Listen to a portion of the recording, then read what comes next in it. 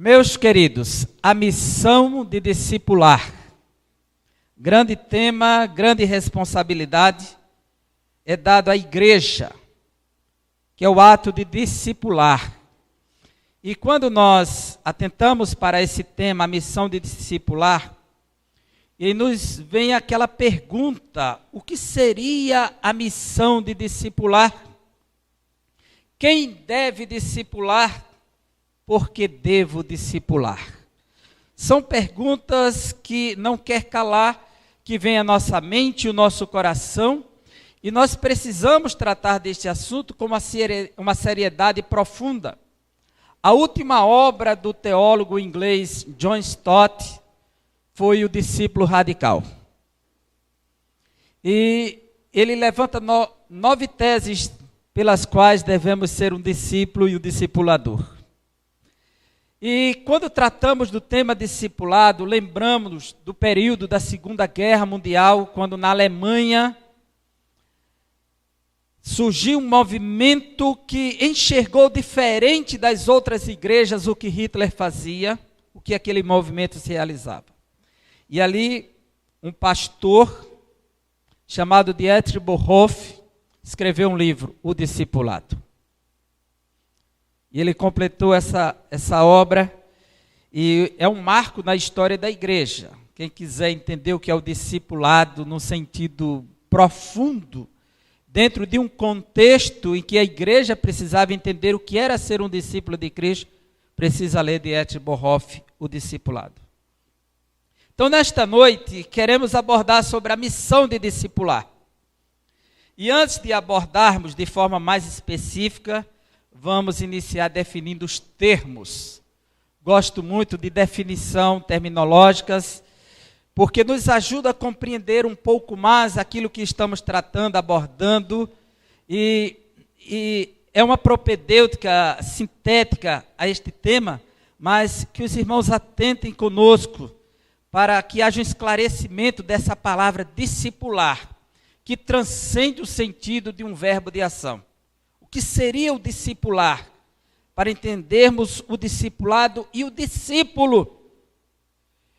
E o mais importante, que o Espírito Santo nos faça compreender o nosso papel. Então, o conceito de discípulo vai além de aluno, aprendiz ou seguidor. Vai muito além de um significado. É um discípulo, é um aprendiz, é um seguidor. Transcende esta ideia. E por quê? Vamos ver à luz das Escrituras.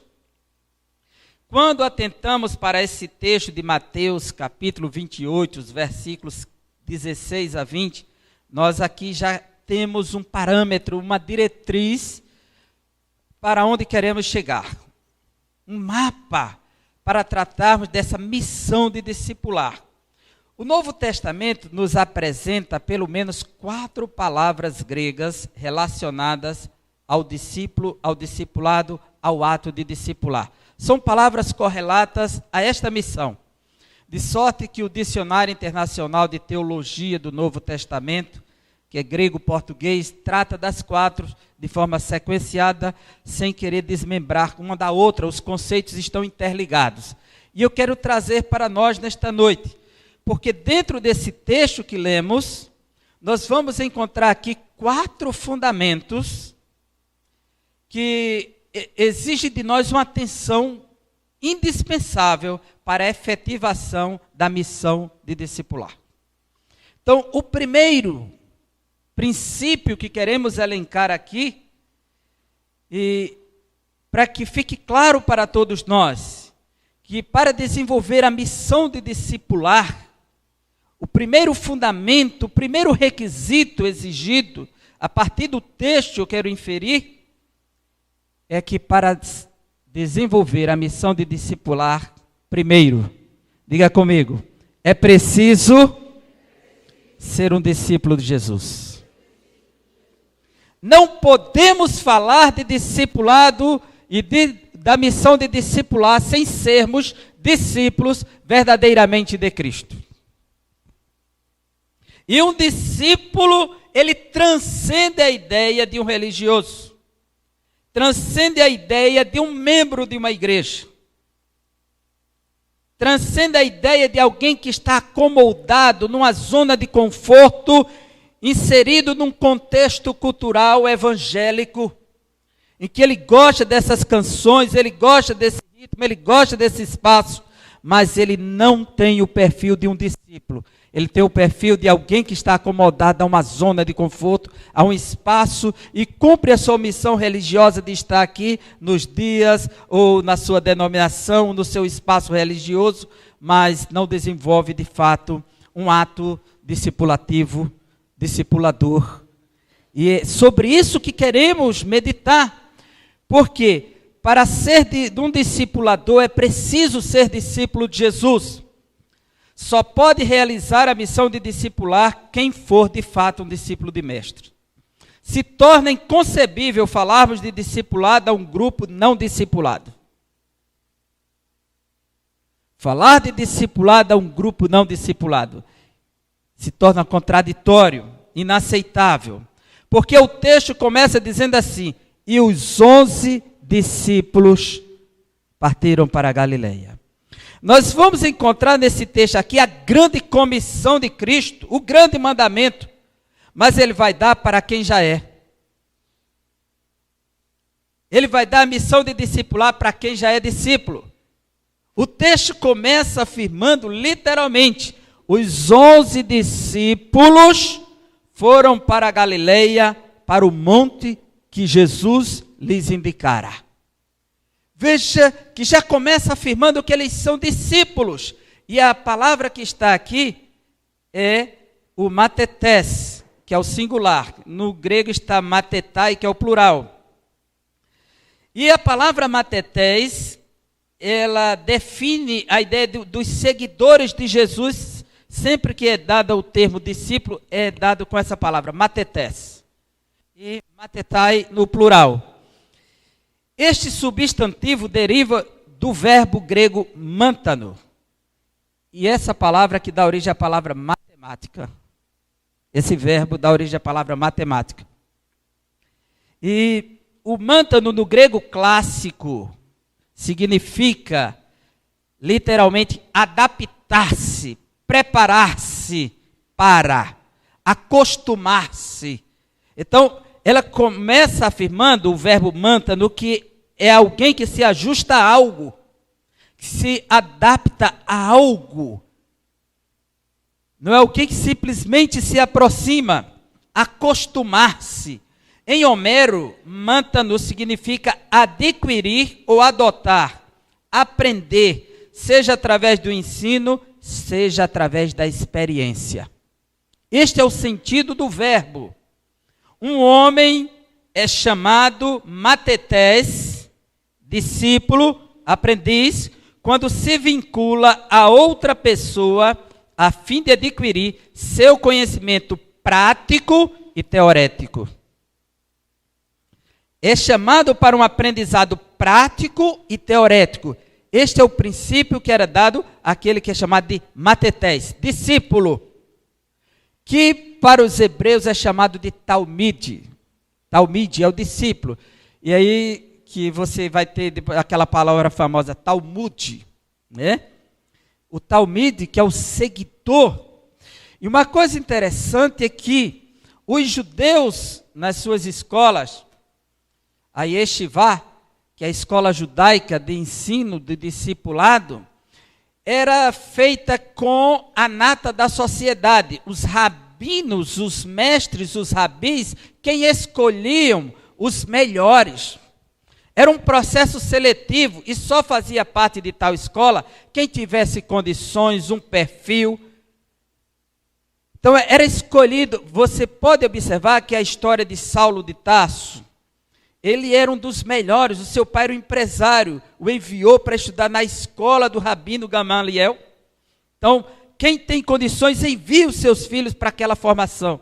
Jesus forma uma equipe de talmidins de forma diferente. Ele não foi escolhido para ser o mestre deles. Ele quem escolheu os discípulos.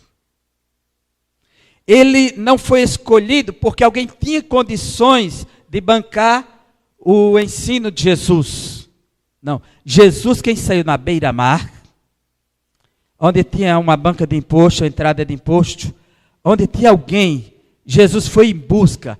E Jesus não procurou aqueles que podiam pagar, que tinham qualificações extraordinárias. Ele procurou aqueles que ele quis que fossem os seus discípulos. Eu vos escolhi. Ele não procurou os intelectuais, os melhores. Foi lá na beira-mar, pescadores, venha cá. Deixa tudo e segue-me. Então, o primeiro princípio é o de ser discípulo. O texto nos diz, os 11 discípulos foram, eles agem, mas agem a partir daquilo que Jesus lhe indica. Foram para a Galileia, para o monte que Jesus lhes indicara. Ou seja, já são discípulos, já estão adequados a Cristo, já seguem a sua orientação. E uma coisa interessante é que um discípulo de Jesus é aquela pessoa que conhece quem era o mestre. Jesus, quando esteve na Cesareia de Filipos, ao norte da Galileia, ele chegou junto de Bânias, olhou para os discípulos e disse, o que dizem os homens a meu respeito?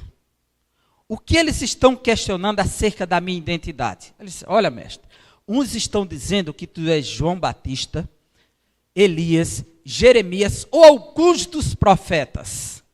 Ele se voltou para seus discípulos e disse, e vocês, quem dizem que eu sou? Porque o discípulo é uma ovelha, e uma ovelha precisa conhecer a voz do seu pastor. Como nenhum naquele momento tinha a resposta certa, a resposta veio do alto. O Espírito Santo encheu o coração de Pedro, abriu a sua boca, ele disse, tu és o Cristo, o Filho do Deus vivo. Bem-aventurado és tu, Simão Bar-Jonas, que isso não foi coisa da carne nem do sangue, mas do meu Pai. Então, a partir daí começa uma revelação de Deus, quem é o Filho, o Cristo, o Filho do Deus vivo. E filho do Deus vivo quer dizer que é Deus vivo também. E aqui nós vemos que o discípulo ele reconhece, e porque ele conhece o seu mestre, ele se prostra, ele é um adorador, é alguém que sabe a quem está servindo, porque o texto diz assim, quando o viram, o adoraram. Um discípulo de verdade de Cristo é aquele que ouve, que obedece e que adora o seu Senhor. É alguém que reconhece a soberania do seu Senhor, que conhece a divindade do seu Senhor. E aí, a segunda palavra grega para discípulo, nós estamos aqui em versículos 16 e 17. Né? E a palavra grega, a primeira é o matetes. E a segunda palavra que define o discípulo e o discipulado é acoluteu. Acoluteu. Acoluteu. Acoluteu. Esse lutel é um O com U, que é um ditongo. Acoluteu. Escreve acoluteu, mas lê acoluteu. Acoluteu se forma de keleutos, que significa um caminho. Um caminho. E essa palavra significa, primeiro, ir para algum lugar com outra pessoa. Ir para algum lugar com outra pessoa. Não é ir só. Ele está indo com outra pessoa. Esta palavra significa acompanhar. Ela significa ir atrás de alguém. Ela significa seguir. Esta palavra aparece cerca de 80 vezes no Novo Testamento grego, em sua forma verbal e substantiva. Em Lucas capítulo 5, versículo 27 diz, depois disso, Jesus saiu e viu um publicano chamado Levi, sentado na coletoria e disse-lhe, siga-me. E aqui entra o verbo acolutel. Siga-me.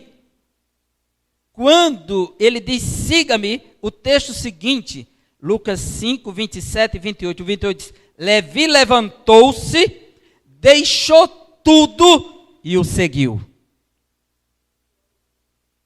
Então a ideia de seguir é alguém que abre mão de tudo para seguir outro. Para ir atrás, abriu mão de tudo, deixou tudo e o seguiu. Então ele se torna o discípulo do mestre. Este seguir, ou seja, esta discipularidade transcende o aspecto histórico. Por que o aspecto histórico, o aspecto horizontal? Pois a palavra, ela reaparece em Apocalipse 14, versículo 4, e diz assim: estes são os que não se contaminaram, pois se conservaram castos e seguem o Cordeiro por onde quer que ele vá. Esse discípulo, esse seguidor, não é só no aspecto histórico, porque na revelação apocalíptica, há um grupo que segue o Cordeiro aonde ele vai. Ele permanece sendo discípulo. Ele permanece sendo seguidor. Um discípulo não é uma ideia de alguém que está inserido apenas num plano histórico horizontal. Transcende esta ideia. Quem vai seguir o mestre aqui? Quem vai seguir na eternidade? O discípulo, ele não vai ficar somente aqui. Ele vai mais além. Seguem o Cordeiro aonde ele vai. Aqueles que foram comprados pelo sangue do Cordeiro são primícias. Então esse discipulado, ele não tem fim. Olha, o discipulado é até o fim. Não tem fim.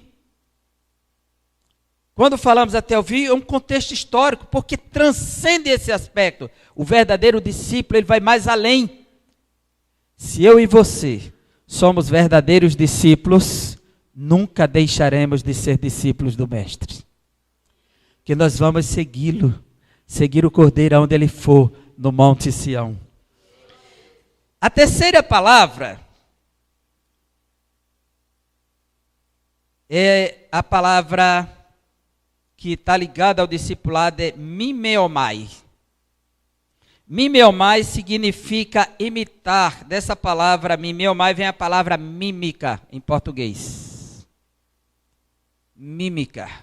Essa é uma palavra que aparece ligada ao ensino e aqueles que têm que imitar o mestre, que têm que repetir o padrão do mestre, o estilo do mestre. É alguém que está pronto a copiar o seu Senhor. Veja que um aluno, um aprendiz qualquer de uma escola, ele não é um discípulo no sentido pleno da palavra grega. Porque a gente vai para a escola, aprende os conceitos da matemática, história, geografia, seja lá o que for, mas a gente não imita a conduta de professor, não. A gente não imita o padrão do professor. A gente não vai seguir os passos dele.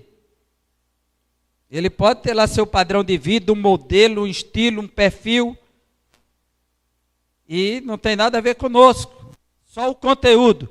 Mas o discípulo não, é alguém que imita. Ele não só pega o conteúdo, não somente a experiência, mas ele precisa se parecer com o mestre, imitar o mestre na conduta, no ser, no agir. E a expressão máxima de Cristo em João 13, assim como eu fiz, vocês devem fazer, de igual modo. E ele fez um ato físico, ele lavou os pés dos discípulos. E assim como eu fiz, vocês devem fazer, devem imitar, devem seguir o padrão.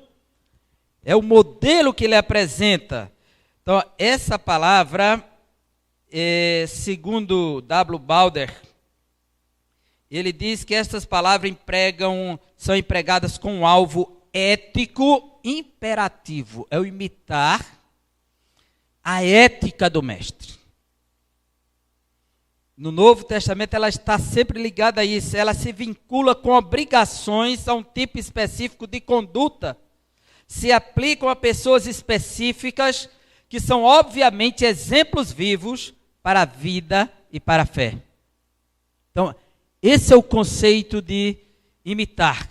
A quarta palavra, que estamos ainda no primeiro fundamento, ser discípulo. E um discípulo, ele precisa seguir, ele precisa ser um aprendiz, ele precisa ser um imitador. A quarta palavra ligada ao discipulado é opissor. Opissor. É uma palavra grega que aparece diversas vezes no Novo Testamento e trata-se de um advérbio de tempo. E ela sempre está traduzida como atrás. Está sempre ligada àqueles que estão atrás de Jesus. Na jornada com ele. Atrás. Essa palavra. Então, ela se torna importante porque ela dá a ideia de seguir, é o mestre na frente e os discípulos atrás. E este seguir a Cristo nos mostra a grande responsabilidade da missão de discipular. Que nós partimos deste princípio que para desenvolver a missão de discipular, a missão do discipulado é preciso ser discípulo. É preciso estar identificado com o mestre, é preciso saber identificar o mestre, é preciso estar adequado ao mestre.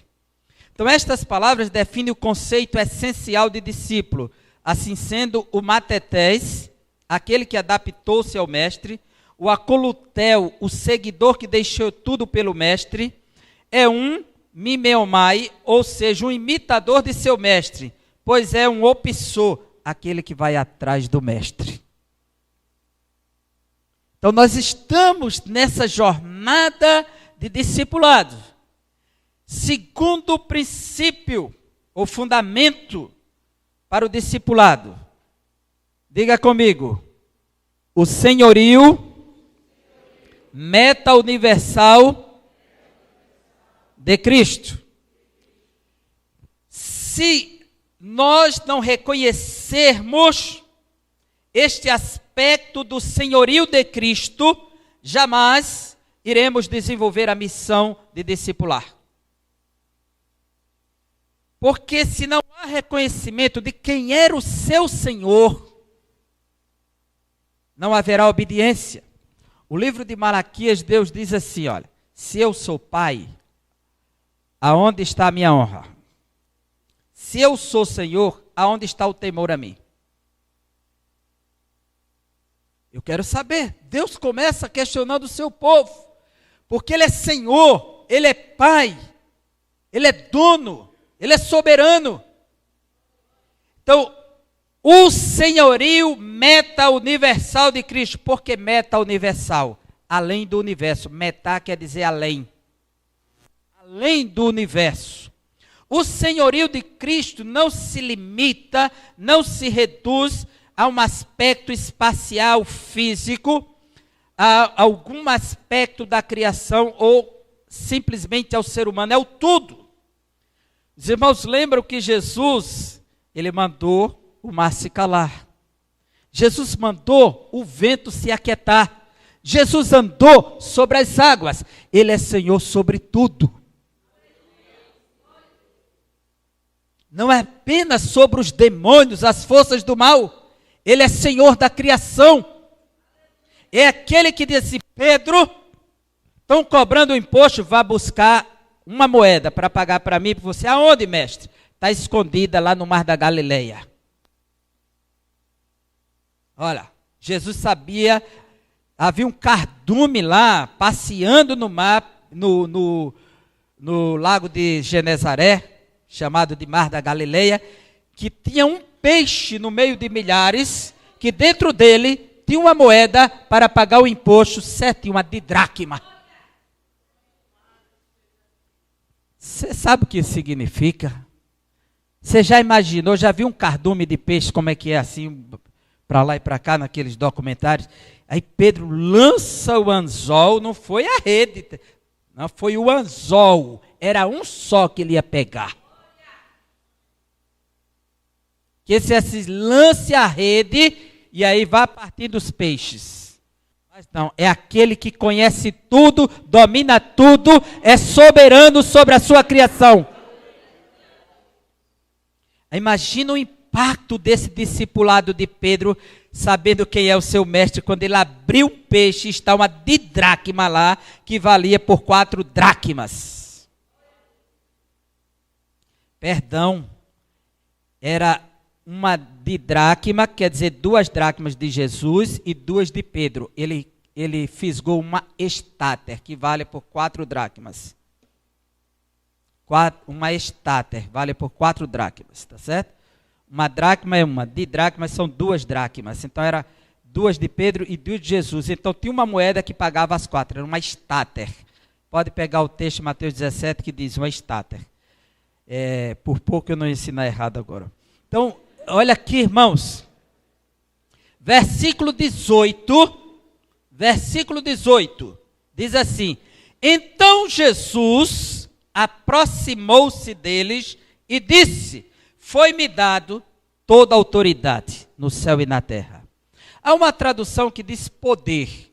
Nunca confunda aqui a ideia de poder com a ideia do poder de realizar, o dunamis. Não. Nós temos 4 palavras gregas para poder, e a palavra que está aqui é exousia. Essa aqui é autoridade, governo, domínio. E quando Jesus diz assim, foi-me dado toda a autoridade no céu e na terra, no português, olha as preposições, no céu e na terra. A ideia de nu, sempre dentro, locativa, espacial. Mas o texto grego nos dá uma dimensão maior, porque ele vai dizer assim, edote, que é dado, moi, passa, todo, exousia, poder, em Uranu, dentro do céu, todo o poder foi dado a ele. Em Uranu, dentro. É a dimensão espacial locativa, lá dentro. Mas quando ele diz assim, olha, em relação à terra, eles cai epideges. Já ele não disse e na terra, ele não disse, ele cai epi é sobre.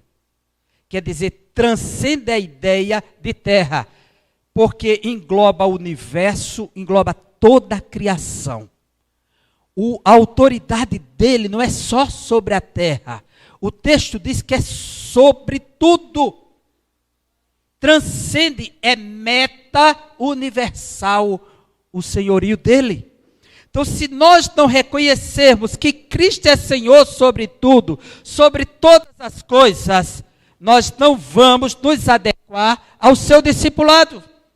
E ter essa percepção de obedecer àquele que é Senhor de tudo. Então, em questão de tempo, vamos para o 3º fundamento, para a missão de discipular. Diga comigo, a universalidade da missão. Primeiro, eu tenho que ser discípulo. Segundo, eu tenho que reconhecer que o senhorio do meu Senhor, do meu Mestre, transcende a ideia do aspecto histórico local, apenas de igreja, apenas de uma pessoa, mas Ele é Senhor de tudo. Ele comanda todas as coisas, e agora que pertencemos a Ele, devemos nos submeter a Ele na sua plenitude. Como disse Abraham Kuyper, teólogo holandês, quero dizer, não há 1 milímetro sequer da nossa existência que Cristo não reclame, é meu. 1 milímetro sequer da nossa existência, em mim e você, que Ele não diga, é meu. É meu, é meu e é meu. Ele controla tudo, soberano. Então, essa ideia da universalidade da missão, versículo 19. Portanto, vão e façam discípulos. Ide e fazei discípulos. Essa ideia do imperativo que a gente tem aqui, no texto grego aqui, diz assim, é indo, fazei discípulos.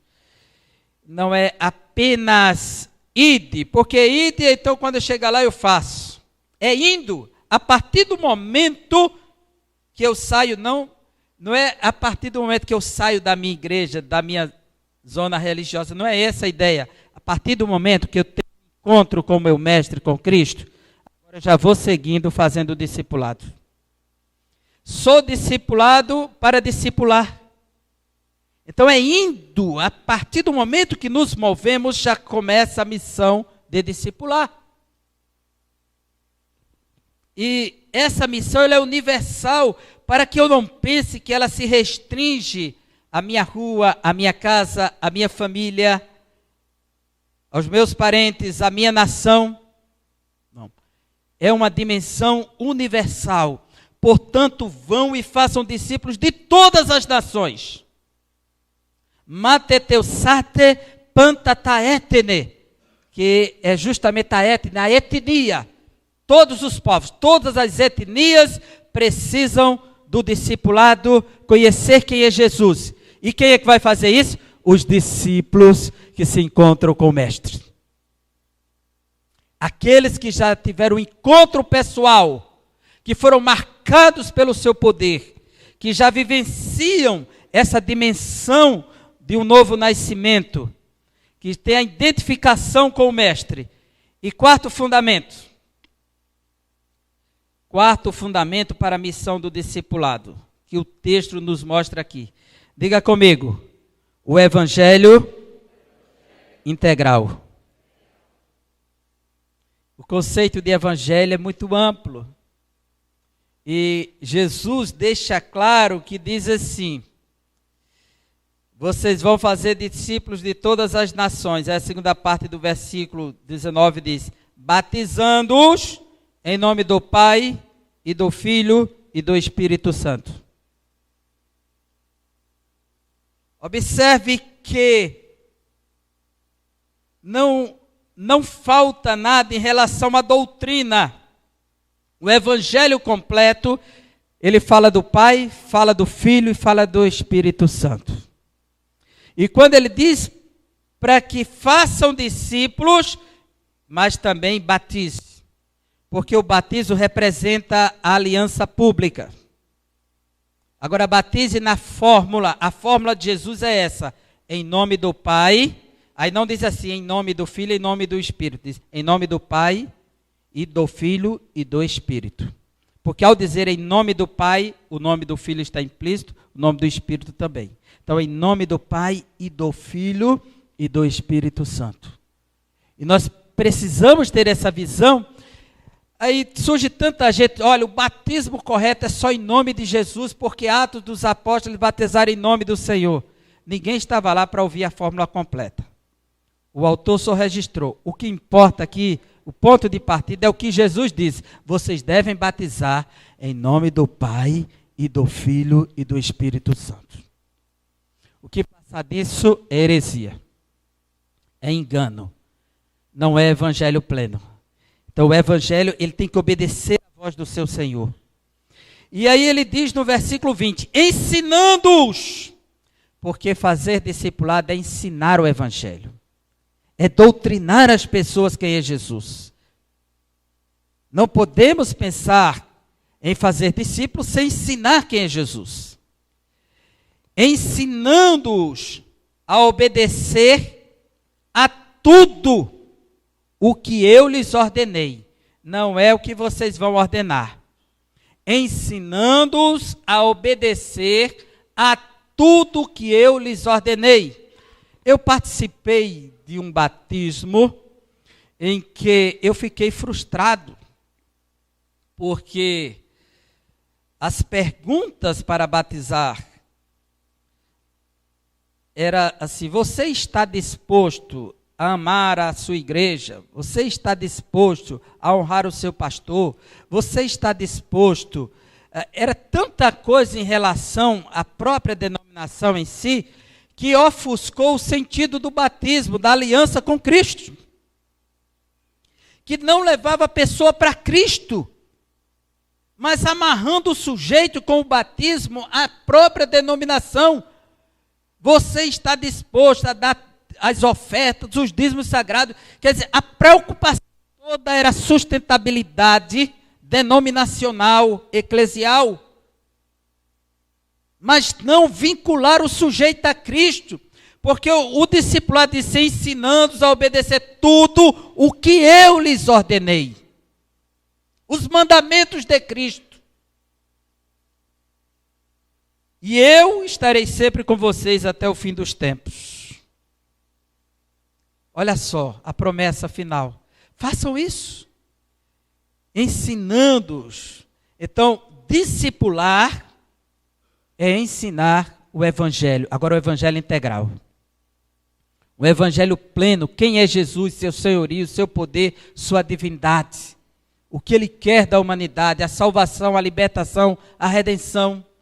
E confiar, porque o discípulo que é discípulo, ele confia no seu mestre. E Jesus mostrou quem Ele era em cada vivência com os discípulos. Então, as considerações finais desse primeiro momento. A missão discipular só faz sentido quando consideramos esses fundamentos basilares que podem delinear a própria missão. A nossa problemática foi: quem pode desenvolver a missão de discipular? Primeiro, somente aqueles que de fato são discípulos de Jesus. Segundo, somente aqueles que reconhecem o senhorio meta-universal de Cristo. Terceiro, aqueles que têm a consciência da universalidade do ato de discipular, que não se trata de uma missão apenas local, mas a partir de onde o centro desta missão é o próprio Cristo. Se Ele é o centro de tudo, logo a missão de discipular é universal no plano histórico. Não pode fugir disso aqui. Quarto, sem a integralidade do Evangelho que ensina, batiza na fórmula trinitariana e conduz à obediência aos mandamentos de Cristo, não há como vivenciar a grande promessa aos discipuladores: eu estarei sempre com vocês até o fim dos tempos. Amém? Que Deus abençoe. Esse é o primeiro momento.